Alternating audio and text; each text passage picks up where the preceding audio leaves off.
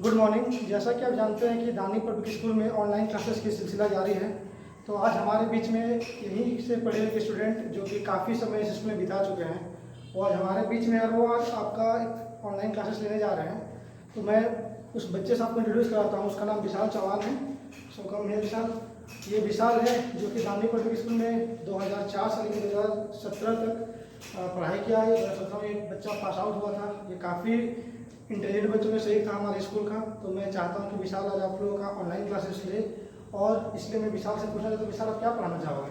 Sir मैं आज class 10 का क्लास चैप्टर सिविक्स का पावर शेयरिंग तो जैसे कि आप जानते हैं कि पावर शेयरिंग बहुत ही अच्छा टॉपिक है, बहुत अच्छा चैप्टर है सिविक्स से, इंडियन पॉलिटी से। तो मैं चाहता हूँ कि विशाल को अपना क्लास कंटिन्यू करें। So Vishal, let start. Yes sir, thank you sir. Good morning all of you, myself Vishal Chauhan. आज मैं दानी पब्लिक स्कूल आया हुआ हूँ। अपना क्लास सर की तरफ ऑर्गेनाइज किया गया था, उसको मैं लेने के लिए आया हूँ। ठीक है, और मैं आज पावर शेयरिंग लूँगा सिविक्स का फर्स्ट चैप्टर जो कि आपका क्लास 10th का है। ठीक है, तो पावर शेयरिंग को आज हम लोग समझने की कोशिश करते हैं कि पावर शेयरिंग है क्या, एक्चुअल में पावर शेयरिंग का मतलब क्या होता है। ठीक है ना। तो पावर शेयरिंग का सिंपली अगर उसको कुछ एक्सप्लेनेशन दिया जाए तो उसको हम लोग कैसे बोल सकते हैं, पावर को शेयर करना। ठीक है, दैट इज पावर शेयरिंग। लेकिन एज ए डेफिनेशन अगर उसको समझा जाए तो डेफिनेशन हम आपके लिए लिखे हुए हैं। ठीक है, पावर शेयरिंग को एक्चुअल में आप कैसे डिफाइन करिएगा। ठीक है, तो power sharing means the distribution of power among the organs of the government such as the legislature, executive and the judiciary। ठीक है, तो पावर शेयरिंग क्या होता है, पावर शेयरिंग कैसे शेयर किया जाता है, कहाँ शेयर किया जाता है। तो आपके गवर्नमेंट के जो ऑर्गन्स है, लेजिस्लेचर, एग्जीक्यूटिव, जुडिशियरी, ठीक है, वहाँ पे जो आपका पावर को शेयर करने का जो तरीका होता है, ठीक है, उसी को हम लोग पावर शेयरिंग बोलते हैं। और पावर शेयरिंग जो है वो डिफरेंट टाइप्स का भी हो सकता है। बस आपके गवर्नमेंट ऑर्गन्स में ही हम लोग पावर को शेयर नहीं कर सकते हैं, किसी भी फील्ड पे आप पावर को शेयर करते हैं।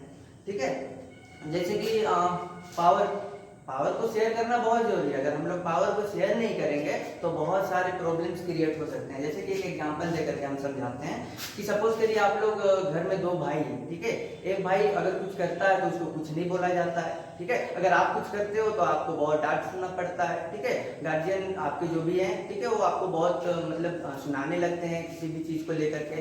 तो इसमें क्या हो रहा है, अगर ऐसा होता है तो यहाँ पे वायलेंस क्रिएट हो सकता है। ठीक है ना। तो इसीलिए जो भी पावर्स हो इक्वली डिवाइड होना चाहिए। अगर पावर्स को इक्वली डिवाइड नहीं करेंगे तो बहुत सारे प्रॉब्लम्स हम लोग फेस कर सकते हैं। ठीक है ना। तो देखिए पावर शेयरिंग के बारे में हम लोग यहाँ पढ़ेंगे और बेसिकली दो कंट्री के बारे में पढ़ेंगे। पहला जो है आपका बेल्जियम। ठीक है, तो इसमें हम लोग देखेंगे कि दो कंट्री, पहला तो बेल्जियम है, दूसरा आपका श्रीलंका। तो सबसे पहले हम लोग बेल्जियम के बारे में देखेंगे कि ये दो कंट्रियां जो है आपकी वो कैसे आपके पावर्स को शेयर करती है और क्या क्या प्रॉब्लम्स होती है, या फिर पावर को शेयर करना जरूरी क्यों है, ये हम लोग इस चैप्टर के अकॉर्डिंग ही हम लोग समझने का कोशिश करेंगे। ठीक है, तो सबसे पहले बेल्जियम को समझने का कोशिश करते हैं। बेल्जियम देखिए हम नोट्स लिखे हुए हैं। ठीक है, हम लोग इसी से समझेंगे। तो बेल्जियम जो है आपका स्मॉल कंट्री इन यूरोप का एक छोटा सा कंट्री है। ठीक है, सेकंड पॉइंट क्या बोलता है, smaller than the area of Haryana.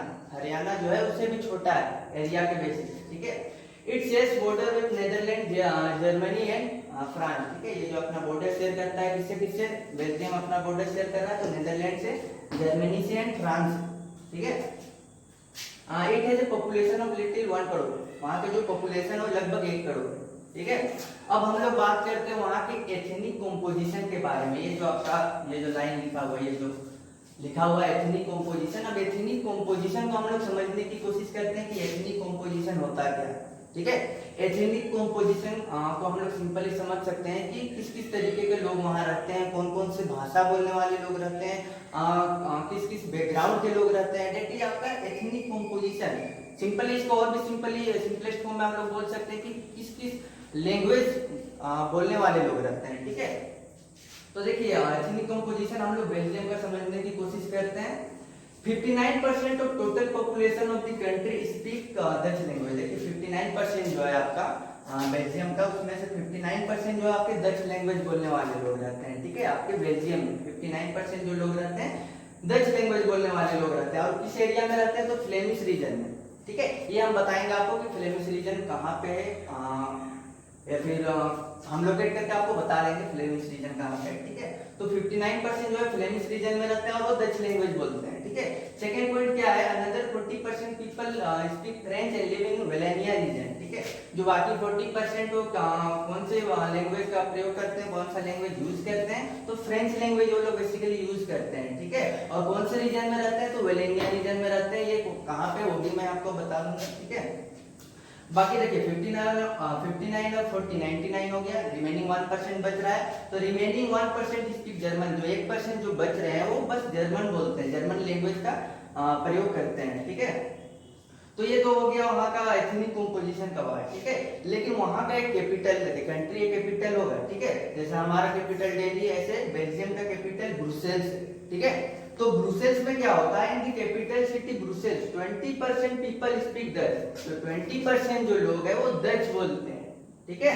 देखिए आपके पूरे कंट्री में जो आपका ये जो डच था, ठीक है, वो आपका सबसे ज्यादा से, ठीक है, डच बोलने वाले लोग सबसे ज्यादा से कितने थे, तो 59% पूरे कंट्री में। लेकिन हम लोग अभी कैपिटल का बात कर रहे हैं, अगर कैपिटल की बात की जाए तो बस 20% ऐसे लोग हैं जो कि आपका डच लैंग्वेज का इस्तेमाल करते हैं। तो कैपिटल में जो आपका पॉपुलेशन है, ठीक है, लैंग्वेज है वो 20% है बस, और 80% जो है वो फ्रेंच स्पीकिंग।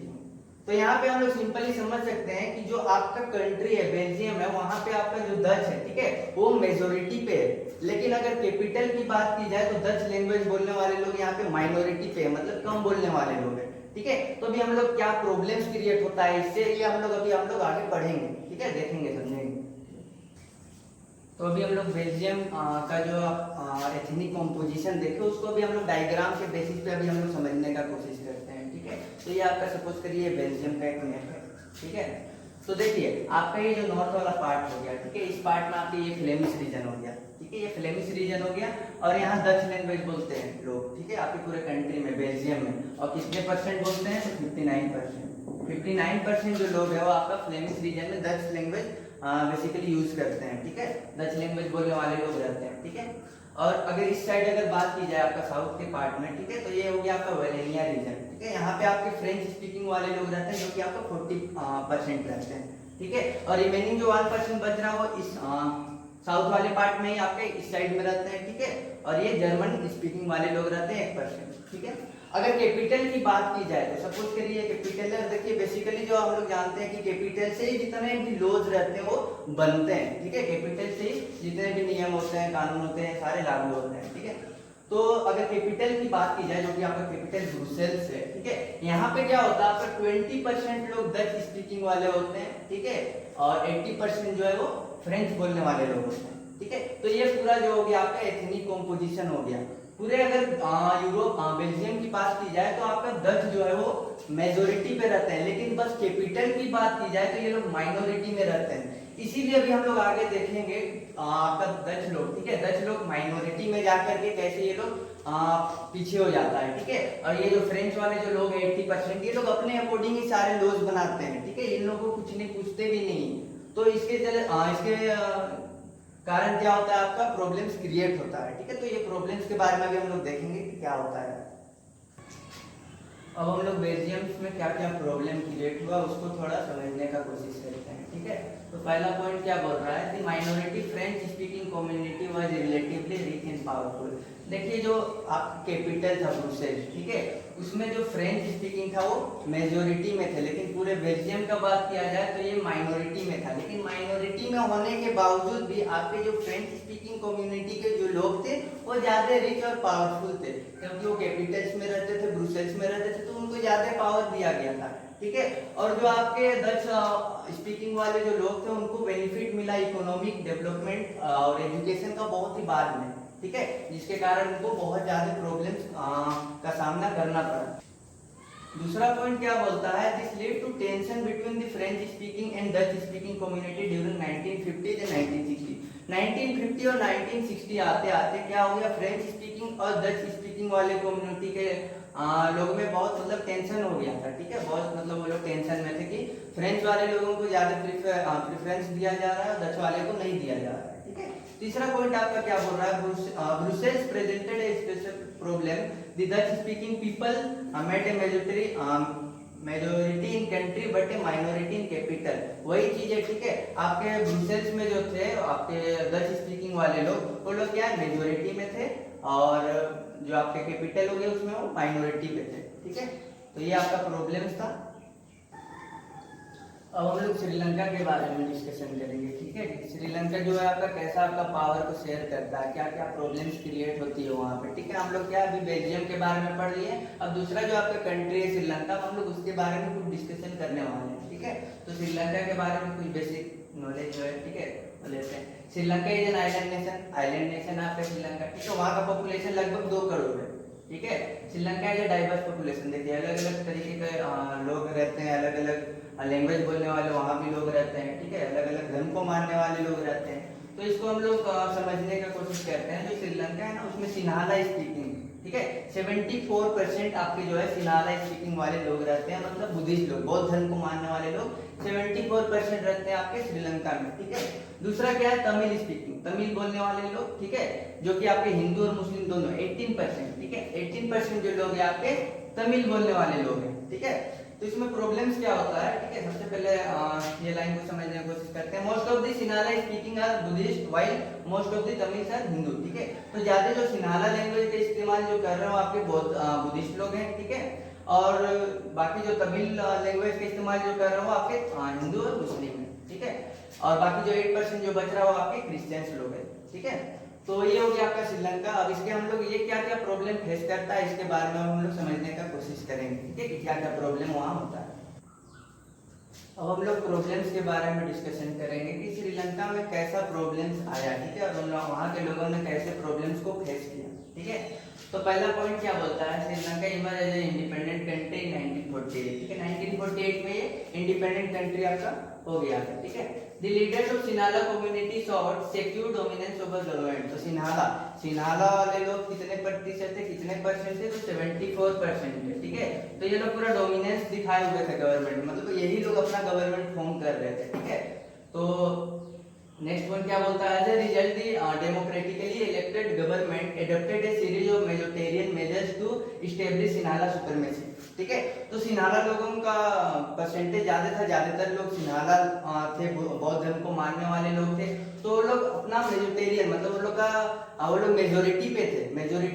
तो हर एक चीज वो लोग अपने तरीके से करते थे, उनको जो मन करता था वो लोग वो करते थे। जैसा नियम बनाना होता था, जैसा लोग पास करना होता था वैसा वो लोग पास करते थे, क्योंकि ये लोग मेजोरिटेरियन में थे, ठीक है, मेजोरिटी के थे, ठीक है। उसके बाद क्या होता है कि लॉ पास होता है 1956 में, ठीक है। श्रीलंका में एक लॉ पास होता है आपका 1956 में। इसमें क्या होता है, Sinhala is an only official language regarding Tamil, ठीक है। तमिल को ये लोग रिगार्ड कर देते हैं और ऑफिशियल लैंग्वेज घोषित कर देते हैं आपके सिन्हाला को, ठीक है। नेक्स्ट पॉइंट क्या बोलता है, government policy favour Sinhala applicant. जो भी गवर्नमेंट होती थी, ठीक है ना, वो बस सिन्हाले लोगों को ही फेवर करते थे। हर एक जगह पे जो भी पोजीशन देना होता था जॉब्स में, या फिर जो भी गवर्नमेंट जॉब्स होते थे उनमें जो भी पोजीशन होता था, अच्छा पोजीशन, वो बस सिन्हाला लोगों को मिलता था। बाकी तमिल लोगों को लोग मतलब ध्यान नहीं देते थे वो लोग उतना, ठीक है। लास्ट पॉइंट क्या बोलता है, promotion of Buddhism as a state religion, ठीक है। और जो आपका बुद्धिज्म था उसको स्टेट रीजन ये लोग प्रमोट कर देते हैं, ठीक है। तो हम लोग बेल्जियम के बारे में भी डिस्कशन कर चुके हैं और श्रीलंका के बारे में भी डिस्कशन कर चुके हैं। क्या क्या प्रॉब्लम वहाँ फेस हुआ उसके बारे में भी हम लोग जान चुके हैं। अब उस प्रॉब्लम को लोग कैसे लोग फेस करेंगे उसके बारे में हम लोग नेक्स्ट पार्ट में देखेंगे, ठीक है। तो हम सर को बुलाना चाहते हैं। क्या बात है विशाल, आज तो कमाल कर दिया तुमने, बहुत बहुत बढ़िया क्लास था। और जितना भी क्लास हुआ हमको लगता है कि जितने बच्चों ने क्लास लिया सबसे ज्यादा कॉन्फिडेंट तुम थे, ये चीज मैंने देखा है। क्योंकि हरीश का क्लास को छोड़कर हम सारे बच्चों के साथ थे और वो जो कॉन्फिडेंस दिखा वो सिर्फ तुमने दिखा। तो कैसा लगा विशाल क्लास लेकर के? अच्छा लगा सर, फर्स्ट एक्सपीरियंस था। पहला दिन नहीं, तुम तो पहले यहाँ पढ़ा चुके हो। और हम सबको बताना चाहते हैं कि ये जो क्लास हो रहा है अनुराग कोचिंग के माध्यम से हो रहा है, क्योंकि ये फ्री चल रहा है। तो जो भी ऑनलाइन क्लासेस है वो अनुराग कोचिंग के माध्यम से हो रहा है, जिसमें सारे बच्चे पढ़ा रहे हैं। क्या बोलना चाहते हो अपने छोटे भाई बहनों को जो इससे लाभ ले रहे हैं उनको? ये बहुत ही आसान चैप्टर है और ऐसे नहीं आप लोगों का 30% सिलेबस भी 9-10 का भी कम हो गया है, तो ऐसा ज़्यादा लोड नहीं लेना है, आराम से वो पढ़ना है, वो घर में ही हो जाएगा। सारी चीज़ हम लोग मनीष सर अपलोड करा ही दे रहे हैं यूट्यूब में, फेसबुक में, हर एक जगह आप देख सकते हैं, अपने क्लास को ज्वाइन कर सकते हैं। तो बहुत अच्छा है सर। हम चाहेंगे विशाल तुम फिर से इसका नेक्स्ट पार्ट लेना और अलग से भी क्लासेस आके लेना। Yes. तो जितने बच्चे ले रहे हैं वो कमाल का, हमको लगता है कि बहुत अच्छा अनुभव शायद जितने बच्चे हैं उनको मिल रहा है। स्कूल का कोई खास बात तुमको जो याद हो, क्योंकि तुम 2004 से लेकर 2017 तक पढ़े थे और बहुत यादें तुम्हारे साथ स्कूल की जुड़ी हुई हैं। मेरी भी तुम यादें बहुत सारी तुम्हारे साथ जुड़ी हैं। बहुत समय बिताया है तुमने इस स्कूल में। कौन सा ऐसा पल है जो तुमको स्कूल का अभी तक याद है? कोई एक ऐसा खास पल जो तुमको हमेशा याद आता हो? सर हमको एक चीज़ हमेशा याद आता है सर, बड़े सर जो थे उनका जब हाथ टूट गया था सर, वो भी हाथ टूटा हुआ था, ऐसे में हम लोग को क्लास लेने के लिए आए हुए थे सर। वो चीज़ हमको हमेशा याद आता है सर। वो मेरे ख्याल से शायद लास्ट डे था, तुम लोग पढ़ रहे थे, मेरे ख्याल से नीचे वाला रूम था। वो घटना हमको याद आता है, क्योंकि हम उस समय में जब वो पढ़ा रहे थे तो हम दरवाजा खोल के देखे थे, और जब वो जा रहे थे तो तुम लोग बात कर रहे थे आपस में उनके बारे में। वो घटना तो खैर हम नहीं भूल पाते हैं। वो बहुत मतलब क्या बोले, मेरे लिए बहुत याद नहीं करना चाहते, लेकिन याद वो पल आता है। लेकिन फिर भी हम लोग उनका आशीर्वाद है कि जिस कारण स्कूल का इतना नाम हुआ है, इंस्टीट्यूशन का इतना नाम हुआ है, तो ये तो खैर उनका आशीर्वाद का हम समझते हैं फल है। और कोई ऐसा पल जो याद आता हो तुमको? कोई ऐसा घटना? ऐसे तो बहुत सारे यादें हैं सर, कोई एक पल गिनाना जो, मुश्किल है। वो तो खैर सही बात है, तुम्हारे साथ बहुत समय तुमने बिताया है स्कूल के लिए, तो हमको लगता है हर पल अपने आप में बहुत ज्यादा अच्छा होगा। तो चलो ठीक है, उसी पल के साथ हम लोग आज सारे बच्चों को, पेरेंट्स को छोड़ते हैं और नेक्स्ट क्लास के लिए फिर विशाल को बुलाते हैं। और सबको बहुत बहुत थैंक, और आपके विशाल भैया को मेरी ओर से बहुत कॉन्ग्रेचुलेशन और बहुत बहुत बधाई।